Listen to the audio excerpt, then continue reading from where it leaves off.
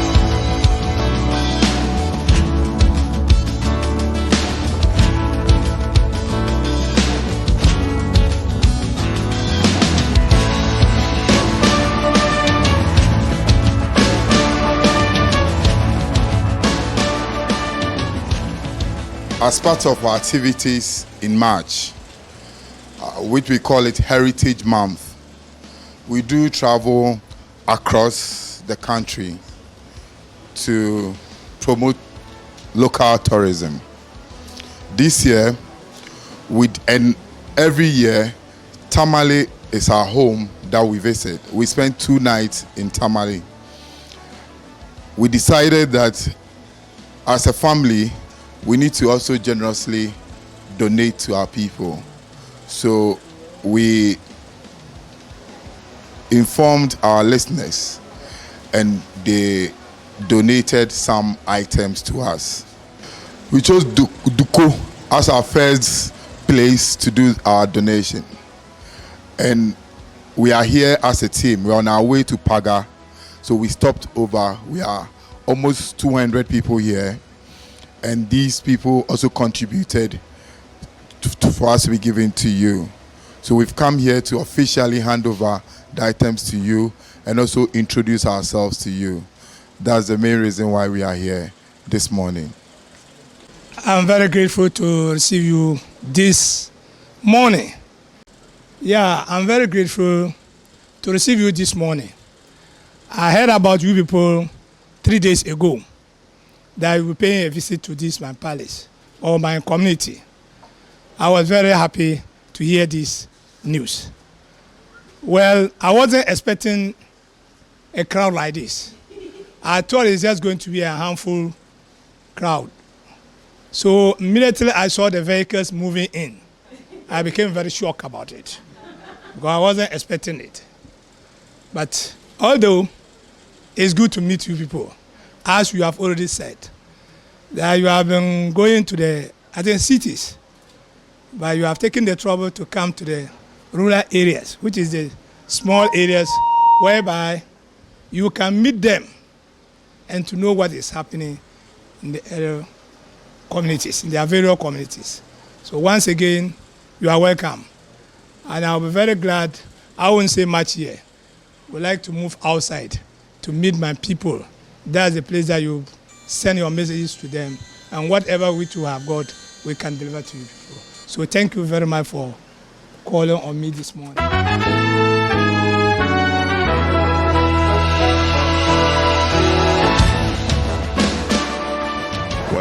When we came to see the chief, we just gave a token of 1,000 Ghana cedis But by the time we came out of the chief's room, the participants had contributed more money.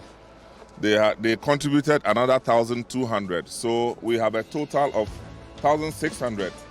So we have a total of 2,600 Ghana cedis that we are donating to the palace for the use of the community, whichever way they choose. So, but we are very grateful that you made time to welcome us, and it's been spectacular. We didn't expect this, but all the honor goes to our chief and the elders of the Duho community. We thank you so much. Thank you very much. We at City, we have another project coming, and this is not planned. It's called Adopt a Village. Adopt a Village program, which we are doing next half of the year. But I'm forced to go ahead of myself and announce that the adoption of the villages starts with Duko right here. And so in the next year, we'll be spending a lot of time here doing some of the development projects. And so this is just to show our appreciation for how you have received us. Thank you very much.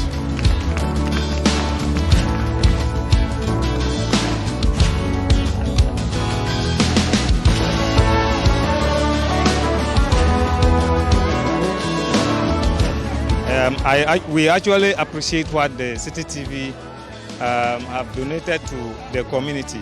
We're really happy as we saw them this morning with huge crowd to come and visit our community, see what we have been here, and they want just to introduce themselves to us. And we have been watching, we have been seeing them watching their programs, and we really appreciate what they have brought for us, the donation that they have made for us. We're happy, and we actually will use it in good manner. As we are here, we made some new friends with the City TV, and those we haven't seen and those we've never been met before, and we're actually happy for what they have given to the community. We are very grateful for the clothing. We are very grateful for the clothing you have given us. We have really appreciated City TV. City TV, thank you for giving us the clothing. We are very happy for that. May the Almighty Allah bless your TV station and the radio station.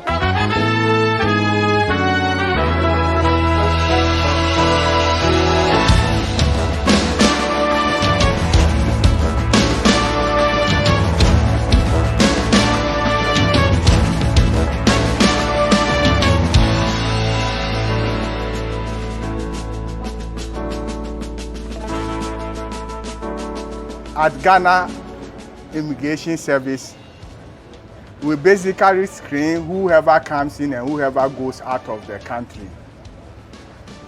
As a person entering, you are categorized into three: mainly a Ghanaian, ECOWAS national.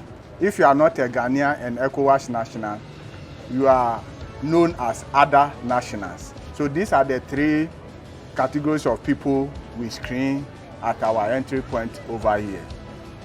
As a Ghanaian, when you are coming into the country, you need no visa to come because you are coming to your own country. As ECOWAS national, you are free to come in, but you are free to enter to stay up to 90 days. And so with this, we need to condition you. With our neighbors, they are Francophone. With the Francophone speaking countries in the ECOWAS community, they allow movement of people by usage of identity card. Ghana, we have not gotten there yet. And so we need a passport or an endorsable document, because with the ID card, we are not able to endorse the 90 days that you are supposed to stay in the country. So you either come with a passport, a TC, travel certificate, or the temporary passport for I think 3 months or so. Then we can endorse that really this day you entered into the country and you have been given 90 days as an ECOWAS national to do whatever you want to do in the country. Currently, you will hear of these terrorist activities. Per our recommendation, the nation has embarked on Operation Conquest Fist. I hope some of you have heard of it. What we basically do is this unapproved stretch that I talked to you about. We have our men stationed there 24 hours trying to deter people from using this stretch and encourage those people to use the approved route. For the approved route, things are laid down well for you to be checked well to enter or exit the nation.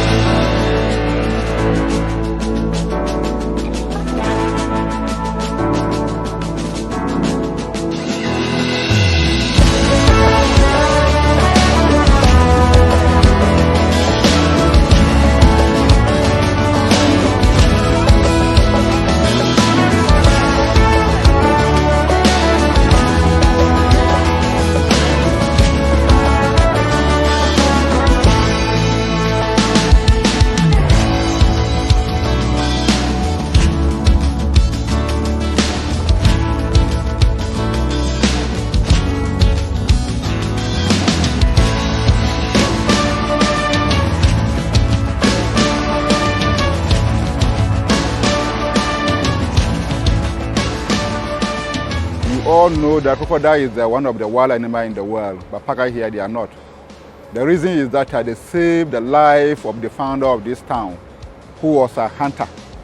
So one day he went to the bush to hunt. All his water and food he took along with fingerprints. And he was thirsty. There was no way he could get water to drink. He sat under a tree when he saw one crocodile passing. He realized that crocodile don't stay anywhere apart from water. So he followed it gradually to when I enter a hole where there is water. He fed the water and drank, and he filled some of his containers, and he started hunting again. And when he finished hunting, coming back home, he met a river. The river was flooded. As he was standing there, he saw the same crocodile across the river. And those days, hunters do spoke of animals. This man spoke to it, and he heard a crocodile tail, and the crocodile pulled him across the river.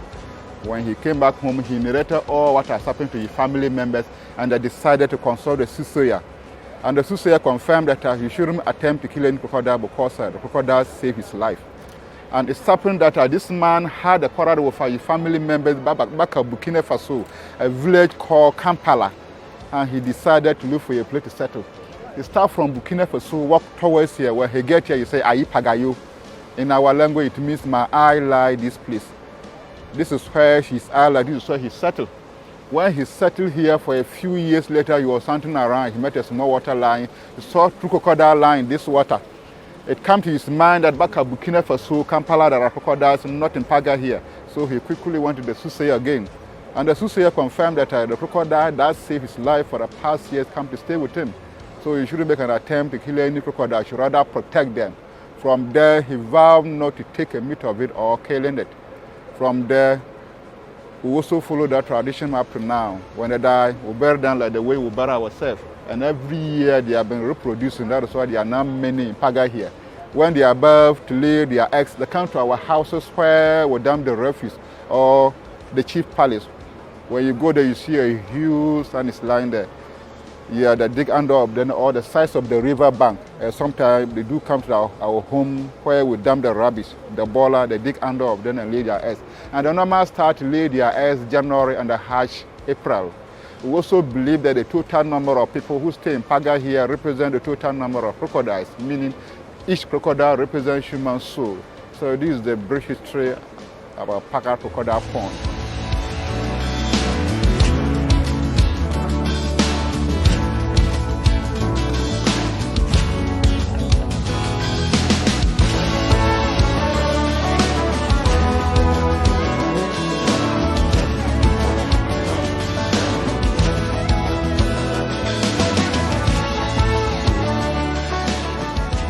We are actually on the Heritage Caravan. Today is the day 4 We've started it all the way from Volta region through the Eastern, Ashanti, and we are now in the Upper East region, Paga to be precise. As you can see, the vehicle behind me, which is the Photon Tunland used for this event, is the one that has done all this touring. And then yet, we still have a long way to go back through Branhafo region and then to the Eastern region. As you can see, we keep on alluding to the fact that this car is made of American engine, German transmission. And this is the qualities that we are trying to project. It gives it out a very good power on road and also highly efficient when it comes to the off-road. As you can see the desert terrain here, the vehicle has been able to maneuver us to where we are standing on the rocky area of the slave camp in Paga. And yet we are keep going and then it is pushing more and more. As we keep saying, a 2.8 diesel engine powered by Cummins, it is 140 horsepower and one of the best fast-moving pickup on route. And traveling from Kumasi to the Upper East region, we could move ahead of the convoy minimum or maximum at 45 to 1 hour ahead of them. And it tells you how powerful this Tunland pickup is doing wonders on the Heritage Caravan.